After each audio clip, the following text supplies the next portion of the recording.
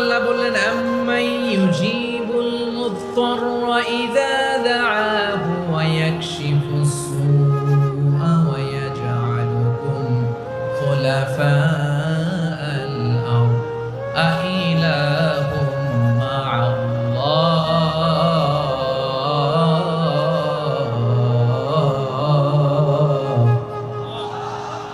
কলিলাম মা তাযাক্কারুন।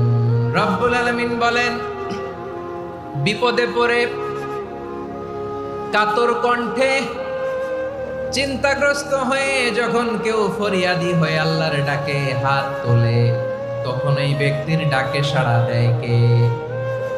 সবাই বলুন। কাতর কণ্ঠে বিপন্ন অবস্থায় আপনি যখন কেঁদে কেঁদে হাত তুলে আপনার দুঃখের কথা জানান, আপনি যখন ডাকেন তারে, তখন আপনার ডাকে সাড়া দেয় কে? আল্লাহ বলে, আমি সাড়া দেই। তোমাদের বিপদকে মুক্ত করে দেয় কে? ওই আল্লাহর সাথে কোন উপাস্য আছে নাকি? কিন্তু খুব অল্প সংখ্যক লোকে তোমরা উপদেশ গ্রহণ করো। কথাটা কার? তাহলে বিপন্ন মানবতা যখন কাঁদে, মানুষ যখন বিপদে পড়ে নিরুপায় হয়ে ফরিয়াদ করে, তার ডাক শোনার কেউ নাই একজন ছাড়া। চিল্লায় বলেন তো তিনি কে? এজন্য আমরা ফরিয়াদের হাত কার দিকে তুলব? প্রিয় পটুয়াখালী বলেন, ফরিয়াদের দুটো হাত আমরা কার দিকে তুলব? এবং খেয়াল রাখতে হবে, মাথার সাথে সেট করে নিতে হবে, আল্লাহ ছাড়া আমাকে উদ্ধার করার কেউ নাই। এই পৃথিবীতে কেউ আপন না। প্রিয় ভাই, বিপদে বললে বোঝা যায় কেউ আপন না। আপন শুধু একজন মহান সত্তা, তিনি কে? এটাকে আপনারা খেয়াল রাখতে পারবেন? হ্যাঁ, বিপদে আপদে কেউ আমাদের বাঁচাতে পারে না, তরাতে পারে না, মুক্তি দিতে পারে না, উদ্ধার করতে পারে না, একমাত্র আমার প্রভু ছাড়া, আল্লাহ ছাড়া। চিল্লায় বলেন ঠিক কিনা? এবং প্রিয় পটুয়াখালীর ভাইয়েরা, মাথার সাথে এটা সেট করে নিতে হবে যে আমাদের পুরো জীবনটাই পরীক্ষা। পুরো জীবনটাই কি? The life is a test. পুরো জীবনটাই পরীক্ষা। এই জীবনে বিপদ আসবে, আপদ আসবে, পরীক্ষা আসবে, সবার জীবনে এটা থাকে। এক একজনের পরীক্ষা এক এক রকম। কাউকে আল্লাহ তাআলা ধনী বানিয়ে পরীক্ষা করেন। কি বানিয়ে? কথা কি বুঝতেছেন নাকি কষ্ট হচ্ছে?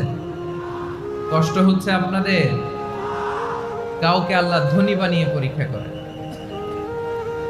আবার কাউকে আল্লাহ তাআলা গরিব বানিয়ে পরীক্ষা করেন, কাউকে আল্লাহ অসুস্থ বানিয়ে পরীক্ষা করেন। কেউ দেখবেন যে দুরারোগ্য ব্যাধিতে আক্রান্ত, ডাক্তার বলেছে আর সময় নাই। দুরারোগ্য ব্যাধি, ক্যান্সার, যার নেই কোনো অ্যান্সার, তার জন্য পরীক্ষা হচ্ছে এই রোগ। আরেক লোক দেখবেন তার আবার রোগ বালাই নাই, মাশাআল্লাহ, তাকে আল্লাহ তাআলা আর্থিক দৈন্যতা, দারিদ্রতা দিয়ে পরীক্ষা করছেন। এরকম আছে না নাই? টাকা পয়সা নাই, দিন আনে দিন খায়, যা আছে তাতে চলে না, এটা তার জন্য পরীক্ষা। আবার আরেক শ্রেণীর লোক দেখবেন তাকে আল্লাহ অসুস্থতাও দেয় নাই, দারিদ্রতাও দেয় নাই, তার দাম্পত্য জীবনের সমস্যা আছে না নাই? স্ত্রী কথা শোনে না, অথবা ছেলে মেয়ে কথা শোনে না। তাহলে পরীক্ষা সবার জীবনে আছে, এক একজনের পরীক্ষাটা এক এক রকম। আল্লাহ তাআলা দেখতে চায় যে এই পরীক্ষার সময় আমরা কিরকম রেসপন্স করি। How to deal with the test, কিভাবে এই বিপদ আপদ পরীক্ষাগুলোকে আমরা হ্যান্ডেল করব, ডিল করব, এটা হচ্ছে আজকের আলোচনার বিষয়। বুঝতে পেরেছেন সবাই আমার প্রিয় ভাইয়েরা? তাহলে পরীক্ষাময় আমাদের জীবন, আপদ পরীক্ষা, এটা মানুষের পিছু ছাড়ে না। সবার জীবনে পরীক্ষা আছে। নবীদের জীবনেও পরীক্ষা ছিল। সাহাবারা জিজ্ঞেস করেছেন, ইয়া রাসূলুল্লাহ, আইয়ুন নাসি আশাদ্দু বালাআন ফিদ দুনিয়া, এই দুনিয়ার বুকে কাদের পরীক্ষা সবচেয়ে বেশি? বিশ্বনবী বলেছেন, আল আম্বিয়া। এই পৃথিবীতে সবচেয়ে বেশি পরীক্ষা আল্লাহ তাআলা নিয়ে থাকেন নবীদের। কাদের? নবীদের। সুম্মাল আমসাল ফাল আমসাল, এরপরে নবীদের পরের স্তরে যারা, তাদের পরীক্ষা। এরপরে তাদের পরের স্তরে যারা, তাদের পরীক্ষা। সিদ্দিকিনদের, শুহাদাদের, সলিহিনদের, আল্লাহওয়ালাদের, যার ঈমান যত মজবুত তার জীবনে পরীক্ষাও তত বেশি। চিল্লায় বলেন ঠিক কিনা? তাহলে মুমিনরা, বিশ্বাসীরা, আমরা কি পরীক্ষা, বিপদ আপদে ভয় পাই? হ্যাঁ, বিপদ দেখলে ভয় লাগে আপনাদের? ভয় লাগে?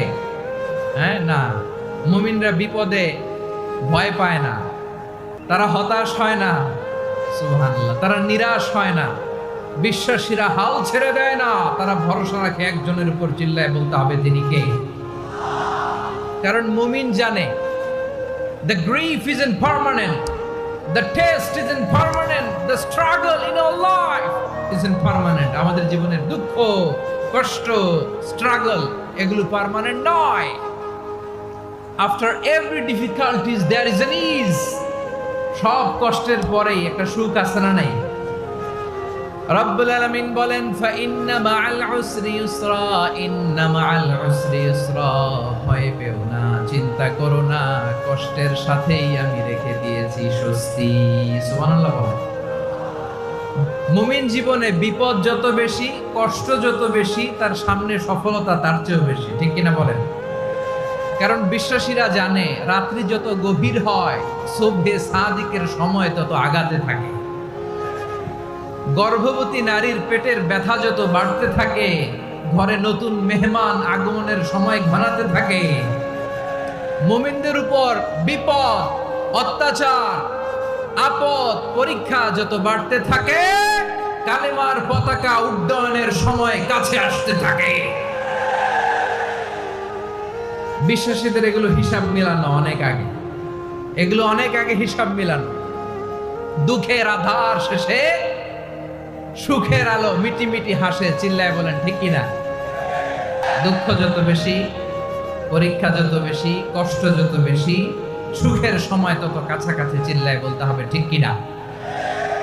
এজন্য মুমিন জীবনে পরীক্ষা বেশি, মুমিনদের হতাশা নাই, মুমিনরা নিরাশ হয় না, হতাশ হয় কাফিররা।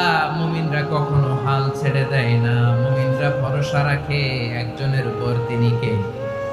তাহলে আমার প্রিয় পটুয়াখালীবাসী, বিপদ থাকবে, পরীক্ষা থাকবে, এই বিপদ থেকে আমাদেরকে উদ্ধার করবেন একজন, তিনি কে? আমরা শুধু আল্লাহর উপরই ভরসা রাখবো। রাজি আছেন তো? চাইবো একজন সত্তার কাছে। আওয়াজ করে বলুন তিনি কে? একজন সত্তার কাছে চাইবে। বিশ্বনবী উনার চাচাতো ভাই আব্দুল্লাহ ইবনে আব্বাস রাদিয়াল্লাহু তাআলা আনহুকে বললেন, ইয়া আব্দুল্লাহ ইবনে আব্বাস, হে আব্দুল্লাহ ইবনে আব্বাস, ইদা সাআলতা ফাসআলিল্লাহ, যখন চাইবে আল্লাহর কাছে যাও। ও আব্দুল্লাহ, যখন চাইবা আল্লাহর কাছে চাও। ওয়া ইদা ইসতাআনতা ফাসতাইন বিল্লাহ, যখন সাহায্য চাইবা আল্লাহর কাছে ফরিয়াদ করো। জেনে রেখো ও আব্দুল্লাহ, ওয়া'লাম আন্নাল উম্মাতা লাউ ইজতামাআত আলা আন ইয়ানফাউকা বিশাইইন লাম ইয়ানফাউকা ইল্লা বিশাইইন ক্বাদ কাতাবাহু আল্লাহু লাক। ও আব্দুল্লাহ, জেনে রেখো, মনে রেখো, গোটা বিশ্বের সবাই মিলে যদি তোমার উপকার করতে চায়, ততটুকুই তারা করতে পারবে যতটুকু আল্লাহ তোমার নসিবে সেটা লিখে রেখেছে। ঠিক কিনা বলেন? আর যদি গোটা বিশ্বের সবাই মিলে তোমার বিরুদ্ধে কনস্পাইরেসি করে, ষড়যন্ত্র করে, গোটা বিশ্বের সবাই মিলেও যদি তোমার ক্ষতি করতে চায়, ততটুকুই শুধু পারবে যেটা আল্লাহ তোমার জন্য বরাদ্দ রেখেছে।